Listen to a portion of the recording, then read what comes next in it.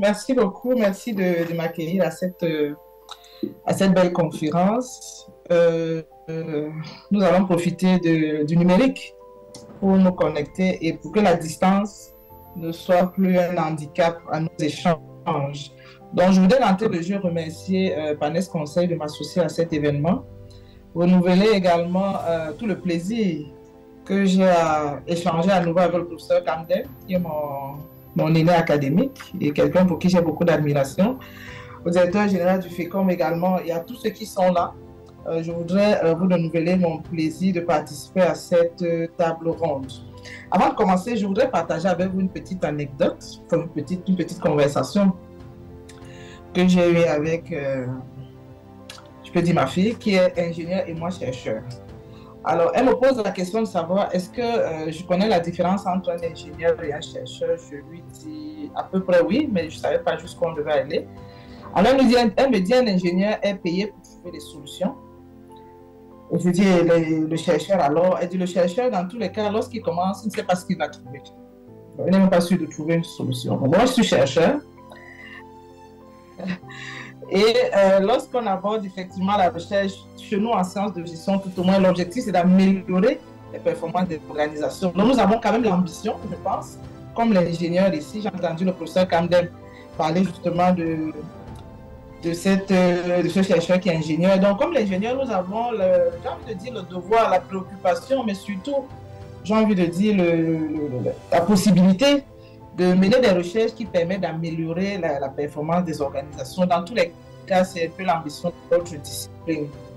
Alors ce matin, on m'a demandé de parler des transformations managériales et la performance des équipes. Alors moi, j'ai proposé qu'on essaye d'échanger sur le lien qui pourrait exister entre la transformation managériale et le design organisationnel.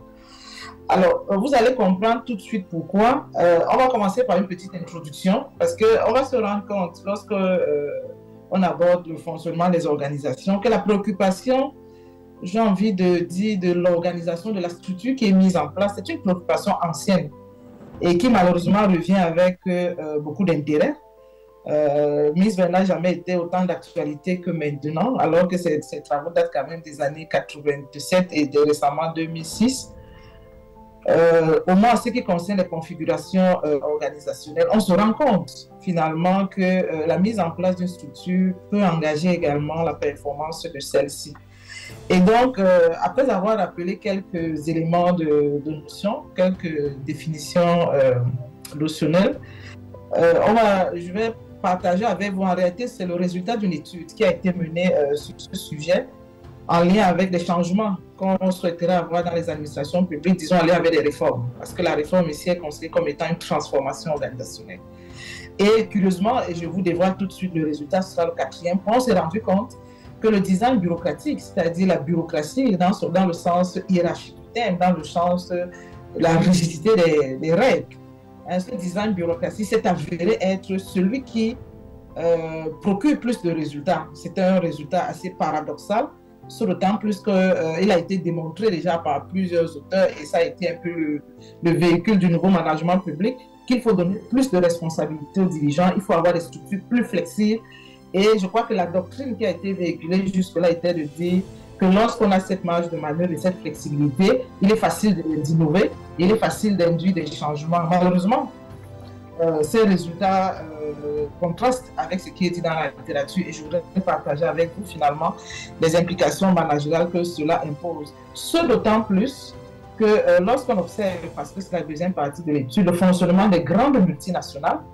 on peut les rapprocher également du fonctionnement de l'État au sens de l'ingérence politique d'une part et en ce qui concerne les grands groupes, de l'ingérence également du donneur d'ordre, qui est ici la maison mère.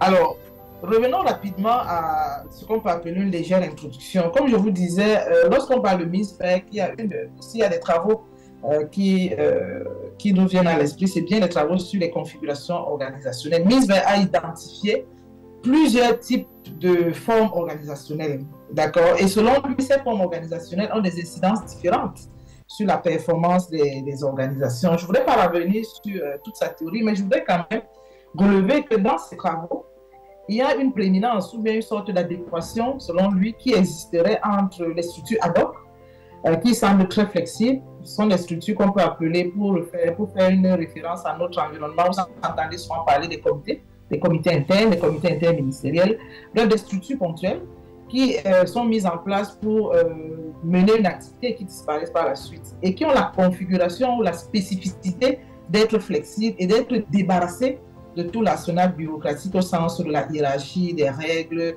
de la grosse bureaucratie qu'on met souvent en place dans le cadre des administrations. Et donc, lorsqu'on aborde les travaux de Ms. Beck, il y a un parti pris, une préférence de ces structures considérées comme autonomes, comme flexibles et notamment plus adaptées aux innovations.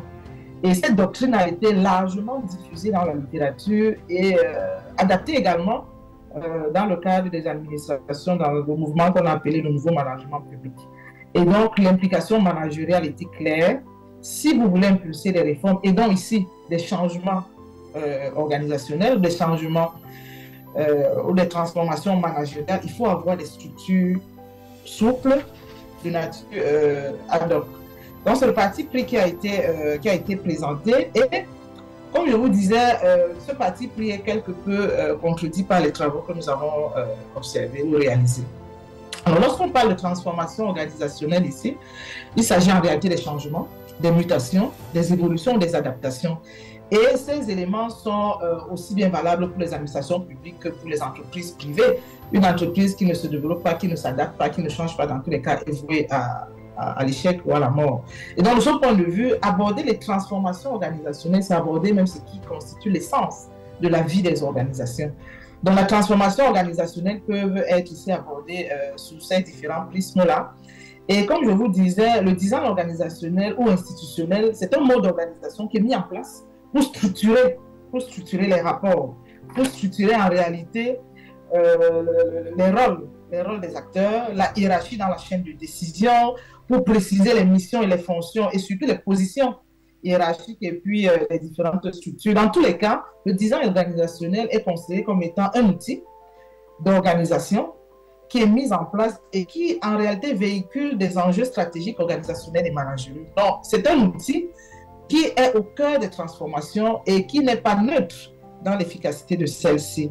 Alors, il y a plusieurs configurations organisationnelles, comme je vous disais, et ce qui va nous intéresser, c'est de pouvoir comparer ce parti pris, disons, cette prééminence-là de la configuration ad hoc avec d'autres configurations dans le cadre des changements que nous avons observés au sein de 8 réformes que nous avons analysées. Alors, la principale question qui nous a intéressés justement dans cette analyse pour attaquer ou adresser la préoccupation des transformations organisationnelles, c'est de savoir quelle pourrait être l'incidence ou l'influence du design organisationnel sur les transformations managériales. Et plus simplement dit ici, quelle est l'incidence du design sur les réformes. Et nous avons analysé 8 réformes, dont 3 se sont avérées relativement réussies. Alors, moi, je voudrais davantage ne pas vous embarrasser peut-être de tout l'arsenal méthodologique, mais vous rassurer quand même que dans le cadre méthodologique, nous avons utilisé une méthodologie adaptée, notamment une méthodologie qualitative, qui permet justement de faire une analyse des différentes réformes, des rapports qui ont été présentés, mais surtout des entretiens avec 23 acteurs, justement, qui faisaient partie des designs. Et nous avons constaté que de ces 8 réformes, il y a 3, comparativement aux résultats attendus, 3 qui pouvaient être considérés comme réussis. Alors, ces 3 réformes ont attiré notre attention et il était question de voir quel est le type d'organisation qui a été mis en place. Et donc, nous avons observé le fonctionnement également des grandes multinationales. On s'est rendu compte, pour ne pas exclure les entreprises privées, qu'on pourrait comparer également le fonctionnement des grandes multinationales à celui de l'État dans le cadre des réformes, à savoir les donneurs d'ordre, parce qu'on a une maison mère qui donne des ordres aux filiales.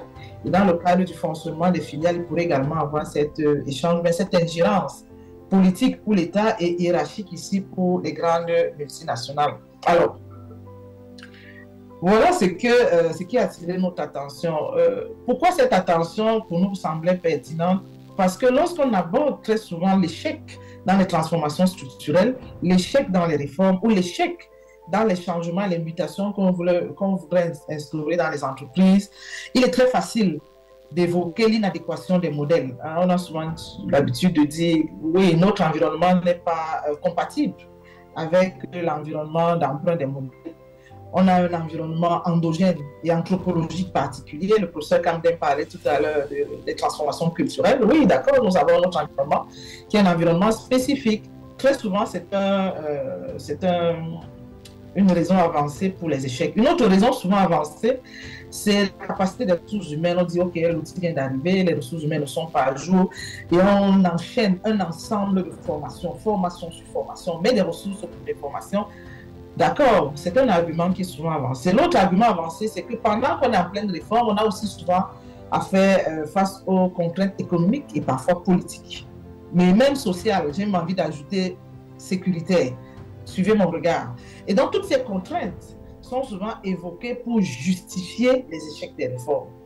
Récemment encore, dans la littérature, on a évoqué un ensemble de controverses entre les différents acteurs, des controverses cognitives, cette fois-là, qui pourraient entraîner des chocs idéologiques entre ceux qui initient les réformes et ceux qui doivent les impulser. Mais toujours est-il que, bien que pertinentes, toutes ces raisons sont pertinentes, on s'est rendu compte qu'on s'est très peu intéressé au design à mettre en place. Quand on sait effectivement que dans la littérature, il est reconnu que tout changement d'idéologie, tout changement de développement ou alors de perspective de développement entraîne forcément un changement de structure. Malheureusement, on s'était très peu intéressé à ces structures-là et c'est ce qui a retenu notre attention. Et lorsqu'on parle de design organisationnel ici, il s'agit en réalité, comme je vous ai dit, de l'organisation comme en place qui identifie la hiérarchie entre les personnes, la circulation de l'information, les règles, les missions, le positionnement hiérarchique, etc. Alors, nous avons analysé 8 réformes. Nous avons analysé 8 réformes dans, évidemment, l'administration publique camerounaise, les principales réformes qui ont été engagées depuis les années 2000, disons après la grande crise économique. Et sont des réformes qui touchent à la décentralisation, aux entités publiques, à la gestion prévisionnelle d'emploi et compétences, aux CIPES, etc. Alors moi, ce qui m'intéresse et que je voudrais partager avec vous, c'est que les 3 réformes qui ont présenté une relative réussite ont été également celles qui ont adopté un design bureaucratique au sens justement de la hiérarchie. Ce sont des réformes qui ont mis en place des comités qui étaient intégrés dans l'organigramme des ministères concernés qui menaient la réforme. Ce qui a attiré notre attention, c'est que ce sont des structures qui ont été des structures rigides, hiérarchiquement et formellement très bien structurées, mais avec l'avantage, dans ce cas-là, que la clarté des rapports hiérarchiques était de mise. Il y avait également une identification relativement claire des responsabilités, mais surtout, il y avait une sorte de succession, ou tout au moins d'organisation du pouvoir qui tendait justement à identifier qui était le traducteur principal et qui étaient les exécutants. Et donc, dans ce type de configuration, comparativement aux configurations ad hoc qui donnaient plus de marge de manœuvre et où il y a eu plusieurs changements à la tête de ces structures, on s'est rendu compte qu'il y avait plus de controverses lorsqu'on avait une configuration ad hoc. Et donc, le design bureaucratique ici, contrairement à ce qui est souvent retenu dans la littérature, présentait l'avantage, justement dans le cadre des transformations structurelles de fond, présentait l'avantage de la clarté de la hiérarchie, de la clarté des rôles, de la clarté également de l'exercice du pouvoir et des responsabilités. Et donc, pour nous, c'était un résultat intéressant et paradoxal par rapport à ce qui est souvent vanté dans la littérature, et je voulais justement partager ce résultat avec vous.